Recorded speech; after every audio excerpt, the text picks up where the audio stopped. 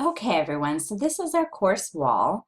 I'm just going to kind of show you where everything is and what I look at. So first things first, the syllabus is here at the top. Oh, let me get out of editing mode for you guys so you could see it how you see it. So I apologize, sorry. There we go. Okay, so here's the course syllabus. We just went through that. Here's the news forum. I'm going to click here. You need to check on this every day. So I at least post on it once a week. This is where all the updates are going to be. I will not email them out. So you can connect your news form to your email. So if you go up here to this gear, you can go to edit settings.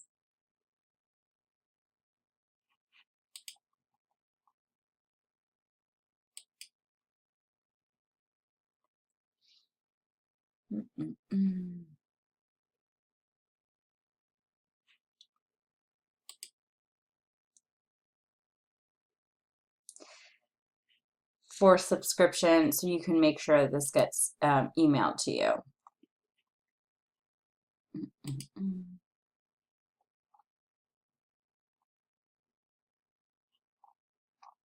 And then whatever you guys write back is emailed to me. Okay.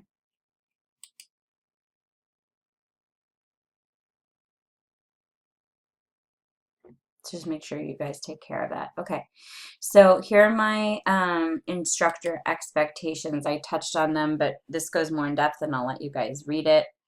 And it pulls up as a Word document. This is the forum rubric, the discussion forum rubric, and it breaks down exactly how I grade, the attendance policy. Here are my office hours. If you click on it, it gives you my cell phone, so please text me. And then here are my open office hours, meaning like this is the time I can give you to like get together to talk about things. So just keep that in mind, okay?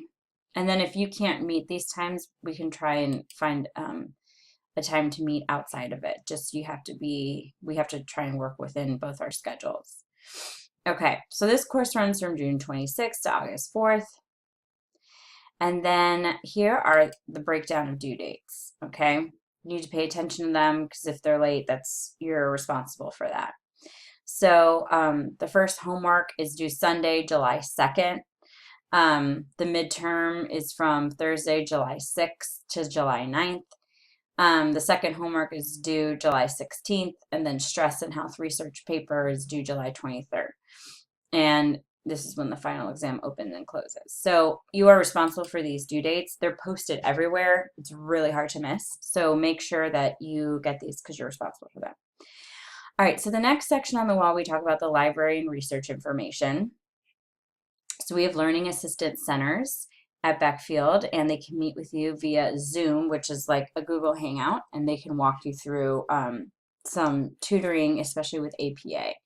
If you're not a great writer, you need to use them because I'm going to grade you based on just basic bachelor level writing. So if you're like, man, I haven't been in school in a while, like I went to nurse school a long time ago, we didn't have writing courses, and this isn't your area of strength, you need to get in touch with them to help you figure out how to write professionally. And they're great and they're so nice. And then the library also has, will walk you through like, this is how you contact the library, how to use the library, how to get on the database, because you're gonna have to research articles. Your evidence that you use to support should really be peer-reviewed research articles. There's some professional websites that are okay, but if you're not sure, you're better off trying to find your evidence from an article, just because, like for example, I used to get a lot of Wikipedia. That's gotten better over the last few months, but Wikipedia is not like a usable source.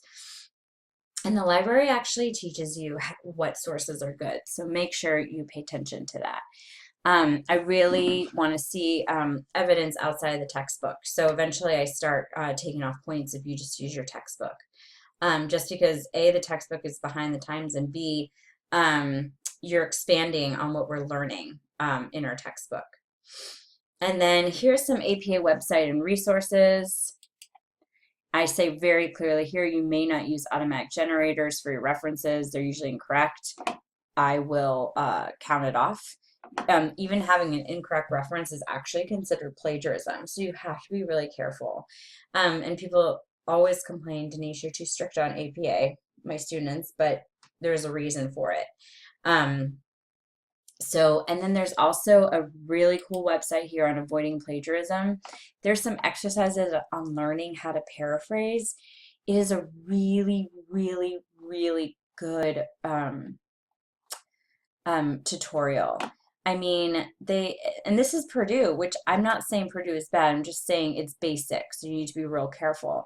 But it shows you how to set up your format, how to do a running head. I have maybe had 6 students in my entire teaching career who knew how to do running head correctly. So it's really important, utilize these resources. They're there and they're free, which is great. All right, so topic 1, this is where we're going to talk about resources or each class. So the discussion forum, the initial post is due Thursday of class by 11:55 p.m. Peer responses are due Sunday.